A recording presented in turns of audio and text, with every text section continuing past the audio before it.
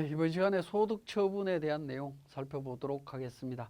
우리 법인세 세무조정과 관련해서는 세무조정 사항에 대해서는 항상 소득 처분이 발생이 되게 되는데요. 그 내용을 한번 보면 결산상 당기순 손익과 법인세 신고서상의 소득 금액의 차이인 세무조정 금액에 대해서 소득 귀속을 밝혀주는 절차다라는 겁니다. 요거 뭐 어렵게 설명이 되어 있습니다만은 이렇게 생각하시면 됩니다. 자, 당기순이익은 이미 뭡니까? 이익잉여금 처분계산서 있죠. 이익잉여금 처분계산서를 통해서 이미 순이익의 귀속이 이미 밝혀져 있습니다. 그죠? 그러면 이제 그 각 사업년도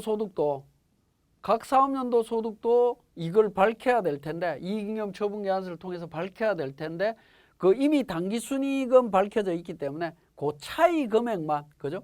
차이 금액인 세무조정 금액만 그러니까 그 절차를 밝혀주면 된다라는 그런 의미가 되겠습니다. 그러니까 소득 처분의 의미는 결국에 뭡니까? 우리 이익잉여금 처분계산서를 기업회계에 따라서 만든 이익잉여금 처분계산서를 법인세법에 따른 이익잉여금 처분계산서로 바꾸는 과정이다. 뭐 그렇게 이해를 하시면 되겠습니다. 자, 그러면 세무조정 금액이 있을 거고요. 소득 처분 내용을 한번 보면 유보라는 거와 사회 유출, 기타로 이렇게 처리를 할 수가 있는데, 유보는 결산상의 자본이 왜곡된 경우다라는 겁니다. 이 자본이라고 하는 것은 결국에 뭐죠? 자산과 부채를 의미하는 거죠. 부채의 변동을 의미하는 거다. 아까 앞에서 세무조정 설명드릴 때 다 말씀드렸죠. 순자산이라고 하는 부분은 자본을 의미하는 거다라는 걸 말씀드렸고, 그 자본은 자산과 부채의 변동에 따라서 영향을 미친다. 뭐 말씀을 드렸던 부분입니다. 사회출, 외부로 나갔다. 누구한테 나갔는지 귀속이 분명하다면 상여, 배당, 기타 소득, 기타 사회유출로, 귀속이 불분명하면 대표자 상여로 처리한다라는 겁니다. 그리고 기타라고 하는 부분은 자산 부채와 상관없이 자본에서 변동이 있는 부분입니다. 자본의 변동이 있는 경우, 자본의 왜곡이 없는 경우입니다. 그러니까 왜곡이 있는 경우에는 유보고요. 원래 자본의 변동이 있는데 자본 중에 자본금으로 들어가 있는 부분이 이익잉여금으로 들어가 있거나 같은 자본 항목 속에서 이렇게 움직이는 부분이 있습니다. 그렇게 움직이는 부분들은 기타로 처리를 한다 해서 이제 소득 처분에 대한 기본적인 큰 틀의 내용은 이렇게 되어 있습니다. 자, 소득 처분의 대상 및 그 시기를 보면 소득 처분 대상은 모든 법인의 세무조정 때 다 나오는 부분이고요. 시기는 과세표준 및 세액 신고 시에 적용을 합니다. 자, 소득 처분의 유보부터 한번 살펴보면 재무상태표상에 자산 부채의 왜곡을 수정할 때 발생되는 거다라는 겁니다. 자산 부채 왜곡이 발생이 될 때 세무조정할 때 유보로 처리를 합니다. 자, 제가 이제 세무조정과 관련되는 부분 쭉 설명을 드리는 뒷부분에서 다 설명을 드릴 텐데, 설명드릴 때마다 관련되는 붕괴 내용을 제가 쭉 설명드리는 경우들이 있습니다. 그런 경우에 보시면 관련되는 내용들이 자산 부채하고 관련되는 붕괴들이 연계가 되어 있는 것들은 대부분 다가 유보로 소득 처분되도록 되어 있습니다. 그렇게 보시면 되겠고요. 자, 이런 유보 소득 처분을 정확하게 이해를 하시려면 반드시 재무상태표를 보셔야 된다는 거죠. 세무조정을 할 때 재무상태표를 안 보고 세무조정한다는 건 말이 안 된다라고 말씀을 드렸습니다. 그래서 재무상태표를 반드시 보셔야 된다. 그 유보가 자산 부채와 관련되는 거다라는 겁니다. 자, 그런데 유보는 자, 이런 게 있습니다. 자, 내국법인이 수정신고 기한 내에 매출 누락, 가공경비 등을 부당하게 사유유출된 금액을 회수하고 하는 이런 내용들이 나오는데, 자, 요거는 어떤 의미냐라는 부분인데요. 우리 교재 124페이지에 내용이 나와 있습니다. 사유유출된 금액의 회수 시에 유보 처분한다. 원래 외부로 나갔다. 대표적인 게 매출 누락입니다. 매출 누락 부분은 매출 누락한 시점에서 그 관련되는 자산이 회사 내부로 들어와야 되죠. 들어와야 되는데 외부로 나갔습니다. 나갔다라는 얘기는 뭐냐면 대표자가 됐든 누가 됐든 그걸 이미 가져가 버렸죠. 그러면 관련되는 부분에 대해서는 당연히 입금 산입하고, 그걸 대표자가 가져갔으면 대표자 상여, 주주가 가져갔으면 배당으로 처리를 하든가 다른 처분이 일어나야 되는 부분입니다. 그렇지만 그 부분을 그러니까 그 매출이 발생된 시점에서는 나간 건 맞지만 그 이후에 반환을 했다면 그때는 유보 처분을 해주겠다라는 겁니다. 스스로 그렇게 관리를 했을 때는 그 유보 처분을 인정해 주겠다라는 건데, 요로 왜 그러냐면 자, 나간 시점에서 사회 유출된 시점에서 입금사 안입하고 이걸 상여 처분하면 나중에 상여에 대한 소득세 문제가 또 나옵니다. 그러니까 이중으로 회사는 부담스러워질 수 있다라는 거죠. 그런 부분들을 약간 완화시켜주기 위해서 수정 신고하면서 스스로 이걸 회수하고 처리를 했다라고 하면 추가적인 다른 납세 의무를 발생시키지 않는 유보로 소득 처분해 주겠다라는 부분입니다. 그래서 수정 신고 기한 내에 회수하고 세무조정하는 경우에는 유보로 해준다라고 되어 있습니다. 다만 이제 다음의 경우는 안 된다라고 해서 6가지 사유가 있습니다. 이런 경우에는 안 된다. 이 경우는 뭐냐면 이미 누락된 사실을 과세관청에서 이미 파악을 했다라는 겁니다. 파악을 했기 때문에 안 된다라는 거고요. 이렇게 파악되기 전에 스스로 신고하는 경우에는 유보 처분을 해준다. 만약에 매출 누락이라든가 가공경비 관련되는 금액이 있다. 이게 좀 불안하다라고 하면 스스로 신고하고 유보 처분하는 것도 고민해 보실 필요가 있습니다. 이 부분은 사실은 우리 2020년도 법인세 세무조정하고는 상관이 없습니다. 상관이 없지만 우리 교재에 보면 적용 사례라고 해서 사례를 만들어 놨습니다. 세무조정 어떻게 하고 하는 과정들을 설명을 해놨는데 이것도 참고로 보시면 되겠습니다. 자, 소득 처분 중에 사외 유출입니다. 외부로 유출된 금액이죠. 세무조정한 금액이 기업 외부의 자에게 귀속되는 걸로 인정되는 부분입니다. 귀속자별로 처분을 보면 배당입니다. 배당은 출자자, 임원이나 직원인 주주, 출자 임직원은 제외하도록 되어 있습니다. 제외하고 출자자, 즉 주주한테 간 거는 배당으로 처분하도록 되어 있습니다. 상여, 임원 또는 직원한테 귀속되는 겁니다. 출자 임원이나 직원을 포함해서 처리를 합니다. 자, 배당으로 처리할 거냐 상여로 처리할 거냐 하는 부분인데 상여가 일반적으로는 세금이 더 높습니다. 추가적인 부분. 상여, 배당 이 부분은 나중에 귀속자의 그러니까 근로소득이나 배당소득으로 추가적인 납세 의무가 발생이 되게 되는데요. 그때 더 부담이 더 큰 게 상여가 일반적입니다. 그렇기 때문에 출자 임직원인 경우에는 그냥 상여로 갑니다. 자, 그 다음에 기타 사회유출. 법인 또는 개인 사업자, 즉 법인 주주 포함해서 이런 사람들한테 귀속된 거는 기타 사회유출입니다. 기타 사회유출은 사후 관리를 하지 않습니다. 자, 기타 소득, 그 외의자, 그냥 배당이나 상여, 기타 사회유출로 처리될 수 있는 사람들 이외의 사람한테 갈 때는 기타 소득으로 처리를 합니다. 자, 귀속이 불분명한 경우에는 사회유출이 분명하고 귀속이 불분명한 경우에는 대표자 상여로 처리하도록 되어 있습니다. 대표자 상여로 처리한다. 이건 뭐 어떤 의미냐면 대표자가 관리를 좀 철저하게 했었어야 된다라는 의미로 이해를 하시면 되겠습니다. 자, 기타 사회유출로 처분하도록 강제화하는 부분들이 있습니다. 자, 따지고 들어가 보면 이 부분들은 법인이나 개인 사업자한테 귀속이 되는데 조금은 불분명한 경우들이 있습니다. 그렇지만 법에서 그냥 기타 사회유출로 이거는 처리해라 라고 강제해 주는 것들입니다. 법인세 비용이나 벌금, 과료, 과태료, 그 다음에 가산금, 체납 처분비, 임대보증금 등에 대한 간주입금, 기부금 한도 초과, 비지정 기부금 송금 불산입에 비지정 기부금 송금 불산입과 관련되는 부분은 그러니까 이 부분은 지금 이제 기타 사회유출에서 제외되어 있죠. 그죠? 제외되어 있기 때문에 좀 주의를 하실 필요가 있습니다. 물론 비지정 기부금의 귀속자가 누구냐에 따라서 처리하시면 됩니다. 귀속자가 법인이거나 개인 사업자이면 기타 사회유출, 그렇지 않으면 그 귀속자에 따라서 배당, 상여, 기타 소득 중에 하나를 처리하도록 되어 있습니다. 접대비 한도 초과라든가 이런 부분들은 이제 반드시 기타 사회유출로 처리하도록 되어 있고요. 자, 그래서 기타 사회유출로 처분이 강제되는 항목들은 여러분들이 좀 기억하실 필요가 있습니다. 자, 소득 처분된 금액의 사후 관리가 되겠습니다. 유보는 자본금과 적립금 조정명세서 얼표에서 관리를 합니다. 유보와 관련되는 것은 자산 부채와 관련되는 부분이라고 말씀을 드렸고, 관련되는 자산 부채는 그러니까 그 순간적으로 있다가 없어지는 것이 아니라 회사가 계속해서 관리를 해야 되겠죠. 올해 영향을 미쳤으면 내년도에도 그 다음 연도에도. 대표적인 게 뭐 건물이라든가 차량이라든가 이런 부분들이죠. 2020년도에 있었던 건물이 2021년도가 되면 없어지는 게 아니죠. 계속 사용하는 거죠. 관련되는 유보 금액들은 계속 관리를 해야 된다는 겁니다. 그래서 자본금과 적립금 조정명세서 얼표에서 관리를 합니다. 그리고 세무조정을 시작을 할 때 반드시 이 자본금과 적립금, 전년도 자본금과 적립금 조정면 것에서 을표는 반드시 확인을 하셔야 되는 상황입니다. 자, 그 다음에 기타나 기타 사회이출은 관리할 필요가 없습니다. 그 다음에 상여 배당 기타 소득은 소득자의 추가적인 소득세 납세 의무가 부여가 된다라고 보시면 됩니다. 추가적인 납세 의무가 부여가 되기 때문에 관리를 하셔야 되고, 상여 배당 기타 소득은 원천징수 의무가 발생이 됩니다. 상여는 근로소득이고요. 이 부분은 근로소득, 소득자의 근로소득에 해당이 되는 거고, 배당은 배당소득입니다.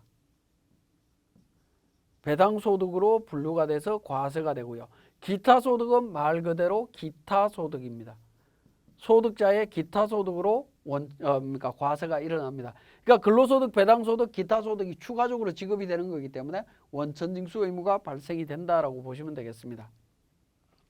자, 그러면 소득처분 소득에 대한 지급시기, 귀속시기는 어떻게 되냐? 지급시기와 귀속시기를 따지는 건 뭐냐면 원천징수 의무를 언제 이행할 거냐 하는 부분입니다. 소득처분과 관련되는 부분들은 실질적으로 지급되는 것이 아니라 과거에 이미 지급이 됐지만 지금 시점에서 지급한 걸로 보고 원천징수를 해라. 이런 규정을 만들어야만이 원활하게 원천징수 의무자가 진행을 할 수 있는 문제가 생기겠죠. 그것 때문에 있습니다. 자, 상여 배당 기타 소득은 귀속자의 근로소득, 배당소득, 기타소득으로 한다라고 말씀을 드렸고, 소득의 지급 시기는 법인세 과세표준 신고일입니다. 우리가 3월 달에 법인세 신고할 때는 신고일입니다. 그러니까 2020년도 법인세 신고할 때 우리 세무조정사항에서 상여 배당 기타 소득이 나오게 되면 법인세 신고일인 2021년 3월 1일부터 3월 31일 사이에 법인세 신고했겠죠. 그러면 그 신고일에 지급한 걸로 보겠다라는 겁니다. 소득금액 변동 통지서를 받은 경우에는 받은 날입니다. 이 소득금액 변동 통지라고 하는 부분은 어떤 의미냐면 세무조사를 받은 경우를 이야기를 하시면 돼요. 과거에 세무조사를 받았다. 예를 들어서 2019년도 법인세 신고했던 거를 2021년도 지금 세무조사를 받았다라고 하면 지금 통지서를 받겠죠. 그러면 2019년도 소득을 2021년도 지금 시점에서 지급한 걸로 보고 원천징수해라라는 겁니다. 그죠? 그런 개념입니다. 자, 그러면 소득의 귀속 시기는 언제냐? 상여는 당해 사업연도 중에 근로를 제공한 날입니다. 당해 사업연도 중에 근로를 제공한 날이라고 이야기를 하면 조금 이해하시기 어렵겠죠. 어려운데 이걸 쉽게 말하면 세무조정 대상 연도입니다. 자, 그러면 2020년도 세무조정은 2021년도에 지금 세무조정을 합니다. 상여처분을 하게 되는데 세무조정 대상 연도가 2020년도죠. 그러니까 2020년도 귀속으로 보시면 됩니다. 자, 소득의 귀속 시기 중에 배당이나 기타 소득과 관련되는 부분입니다. 자, 법인세 과세표준 신고일입니다. 자, 그렇게 되면 어떻게 되죠? 배당이나 기타 소득은 2020년도 귀속 법인세 세무조정은 2021년도에 법인세 세무조정을 하면서 3월 달에 법인세 신고를 합니다. 그러니까 신고일에 그러니까 귀속 시기가 되니까 배당이나 기타 소득은 2020년도 귀속분에 대한 신고이지만 소득자에 대한 귀속 시기는 언제가 되는 거죠? 2021년도 소득세 귀속 시기가 됩니다. 그러니까 그 연도가 조금 다르다라는 거죠. 상여하고 조금 달라지니까 좀 주의해서 보실 필요가 있습니다. 자, 그러면 우리 인정상여에 대한 부분을 한번 살펴보겠습니다. 자, 인정상여와 관련되는 부분들은 실질적으로 우리 업무용 승용차라든가 이런 부분들 때문에 인정상여 관련되는 부분들이 많이 발생할 수가 있습니다. 그 부분들을 한번 정리를 해보면, 자, 인정상여는 앞에서 근로소득이라고 말씀을 드렸죠. 근로소득입니다. 자, 근로소득에 대한 부분을 한번 정리를 해보면 2020년도 근로소득 연말정산은 2021년 2월 28일까지 연말정산을 진행하게 됩니다. 그리고 2020년도 근로소득 지급명세서를 그러니까 21년 3월 10일까지 제출을 할 겁니다. 자, 3월 10일까지 다 제출하고 난 뒤에 우리 법인 세무조정하면서 인정상여가 나타나게 되고 상여 처분을 하게 되겠죠. 그러면 인정상여 금액은 세무조정 대상 연도 귀속분이라고 말씀을 드렸습니다. 2020년도 거를 2021년 3월 달에 진행을 하게 되겠죠. 그죠? 3월 달에 이때 진행을 하게 됩니다. 이때 인정상여 처분이 나오면 어떻게 되죠? 2020년도 근로소득이 된다라는 겁니다. 2020년도 근로소득. 2020년도 근로소득이 되는데 2020년도 거는 이미 연말정산이고 모든 게 다 지급명세서까지 모든 게 다 끝난 상태죠. 끝난 상태지만 2020년 연말정산을 재정산해서 추가로 납부세액을 원천징수해야 된다라는 겁니다. 추가 원천징수합니다. 그럼 이미 지급명세서도 다 냈는데 어떻게 할 거냐? 추가로 다 그러니까 연말정산한 걸 다시 연말정산해갖고 인정상여 포함해서 다시 연말정산해서 법인세 신고하고 지급명세서 다시 제출을 해야 됩니다. 그 과정을 한번 정리를 해보겠습니다. 인정상여의 지급 시기는 법인세 신고일입니다. 2021년 3월 31일 사이에 법인세 신고했겠죠. 그날 지급 시기가 되고요. 원천징수 이행상황 신고서 작성은 귀속연월일 2021년 2월 달 귀속으로 표시를 합니다. 2월 달 귀속으로 표시하는데 제가 인정상여에 대한 부분은 법인 세무조정 대상연도라고 말씀드렸죠. 대상연도는 2020년도입니다. 2020년 귀속인데 원천징수 이행상황신고서 귀속연월일은 2021년 2월로 표시를 합니다. 요건 뒤에서 설명을 드리겠습니다.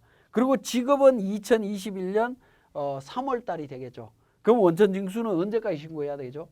3월 달 지급했으니까 다음 달인 4월 10날까지 신고 납부하셔야 됩니다. 이때 신고 납부해야 되는 부분에서 주의하실 거는 그러니까 반기별 납부자든 매월 납부자든 구분하지 않고 무조건 신고하셔야 된다는 거 기억하셔야 되겠고요. 자, 사례를 통해서 한번 보도록 하겠습니다.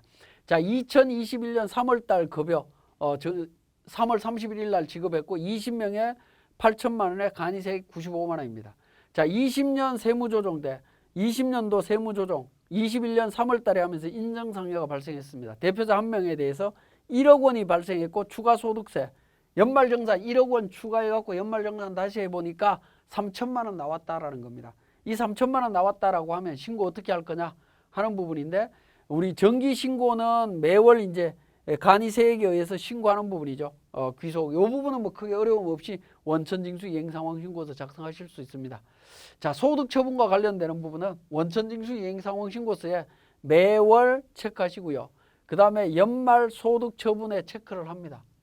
그리고 귀속은 그러니까 2000년도, 2020년도 연말정산한 월을 적습니다. 이 부분은 연말정산한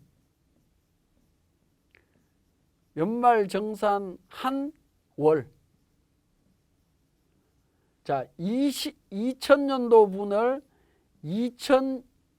2021년 2월 달에 연말정산하는 경우도 있지만 20년도 거 연말정산을 21년 1월 달에 연말정산하는 경우도 있습니다.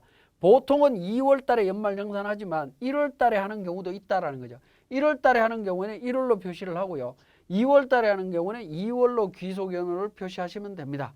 그리고 하단 부분에 연말정산 부분에서 이렇게 정리를 해주시면 됩니다. 그러면 연말정산 귀속연월이 1월이나 2월로 표시되고 연말정산이라고 하는 내용이 포함이 되게 되면 이 부분은 전년도 귀속 근로소득이다라고 인식을 합니다. 자동으로. 우리가 연말정산을 할 때 2020년도 그 연말정산을 하실 때 보면 원천징수 이행상황신고서에 2021년 2월 달 부분에 가면 요 연말정산 내용이 들어 있습니다. 요 내용이 2021년 그러니까 직전 연도 거라는 거죠. 자, 그 내용을 한번 보시면 귀속연도 중에 귀속연월 중에 2021년 2월의 의미가 뭐냐라는 부분입니다. 자, 2월에는 다음과 같은 소득의 원천징수세액이 포함이 되어 있다라는 겁니다. 2021년 2월분 원천징수 대상 소득과 관련되는 부분하고 전년도인 20년 근로소득에 대한 연말정산 소득이 포함이 되어 있다라는 겁니다. 우리가 연말정산을 2월 달에 했으면 2월로 표기를 하고요. 1월 달에 했으면 1월로 표기가 된다라는 겁니다. 그죠? 구조는 이렇게 되어 있습니다. 자, 그 다음에 인정상여에 대한 부분, 대표자 상여로 처분된 금액과 건강보험료. 우리가 근로소득이 늘어나 근로소득과 연관되어 있는 부분은 4대 보험료가 연관되어 있습니다. 특히 건강보험료하고 연관이 되어 있는데요. 자, 인정상여는 소득세법 20조에 근로소득에 포함이 됨에도 불구하고 건강보험법 시행령 제33조의 보수에는 포함되지 않는다. 이게 대법원 판례로 나와 있습니다. 보수에 건강보험료 보수에는 포함되지 않습니다. 그래서 과거에 건강보험공단에서 인정상여와 관련되는 부분까지 포함해서 건강보험료를 추징을 했습니다. 다 부과를 했는데 만약에 대표자 인정상여가 포함되어 있는 게 명확하다면 그 금액을 제외하고 건강보험료 정리를 하시면 돼요. 건강보험료 그러니까 환급받을 수 있는 권리는 3년입니다. 소멸시효는 3년이기 때문에 지금 현재는 2017년도 부터 적용을 하실 수 있습니다. 인정상여가 있었다 하면 그 제외시키고 차액 부분을 환급해달라고 요청할 수 있다라는 거 기억을 해주시면 되겠습니다. 자, 그러면 이제 우리 세무사랑 프로를 통해 갖고 한번 살펴보도록 하겠습니다.